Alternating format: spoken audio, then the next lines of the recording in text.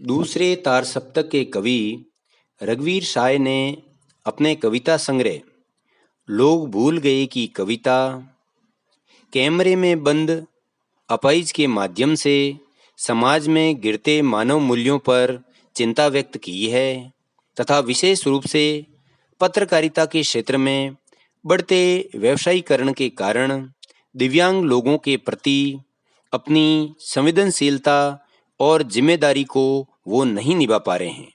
प्रस्तुत कविता में दूरदर्शन के एक कार्यक्रम में दिव्यांग व्यक्ति की पीड़ा को केवल बनावटी संवेदनशीलता के साथ प्रस्तुत करते हुए अपने कार्यक्रम की टीआरपी बढ़ाने का व्यंग्यपूर्ण चित्रण कवि ने यहाँ पर बताते हुए कहा है। हम दूरदर्शन पर बोलेंगे, हम समर्थ शक्तिवान, हम एक दुर्बल को लाएंगे एक बंद कमरे में। अर्थात आज मीडिया जगत के बढ़ते प्रभाव के कारण दूरदर्शन पर एक दुर्बल दिव्यांग व्यक्ति को बंद कमरे में मानो कैद कर दिया गया है। उससे पूछेंगे तो आप क्या अपाहिज हैं? तो आप क्यों अपाहिज हैं? क्या अपाहिजपन को दुख देता होगा? देता है? हाँ, तो बताइए आपका दुख क्या है? जल्दी बताइए, वह दुख बताइए। बता नहीं पाएंगे?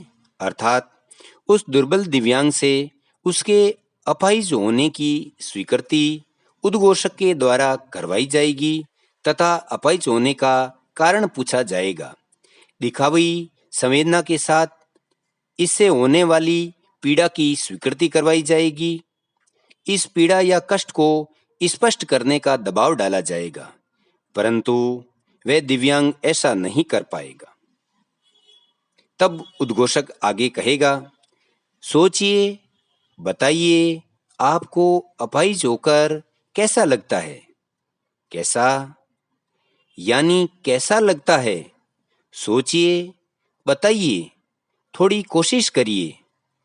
आप जानते हैं कि कार्यक्रम रोचक बनाने वास्ते अर्थात उद्घोषक दिव्यांग को अपने अपाहिजपन के अनुभवों को बताने का दबाव डालेगा तथा बार बार आग्रह करेगा कि कुछ अनुभव बताइए, क्योंकि उद्घोषक की संवेदना उसके दिव्यांगता पर नहीं बल्कि कार्यक्रम को रोचक बनाने की है, ताकि दर्शक खुश हो जाएं तथा उसके कार्यक्रम की टीआरपी बढ़ जाए।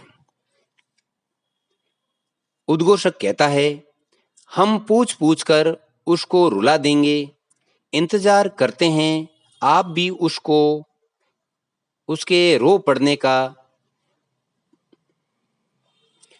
अर्थात हद तो तब हो जाती है कि उद्घोषक की उत्सुकता, बनावटीपन तथा व्यावसायिक सोच के कारण दिव्यांग रोने लग जाता है।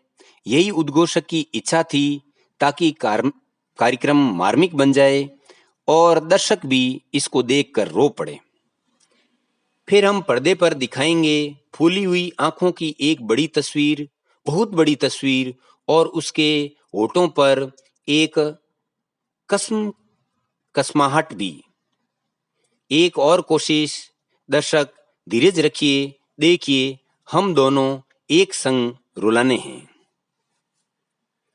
फिर उद्घोषक के द्वारा दिव्यांग के दारुण दृश्य को दिखाया जाता है, जिसमें उसके रोने के कारण उसकी आंखें फूल चुकी है। कैमरे में उस दिव्यांग की तस्वीर को बड़ा करके दिखाया जाता है, ताकि दिव्यांग के फड़कते हुए होठ उसकी आंतरिक पीड़ा की अभिव्यक्ति कर सके। अब उद्घोषक दर्शकों को रोमांचित करते हुए कहता है कि आप धैर्य रखकर बैठेंगे, क्योंकि दिव्यांग की पीड़ा के कारण मेरा हृदय भी पिघल गया है तथा अब हम दोनों रोने वाले हैं, साथ भी दर्शक भी रोने वाले हैं। आप और वे दोनों,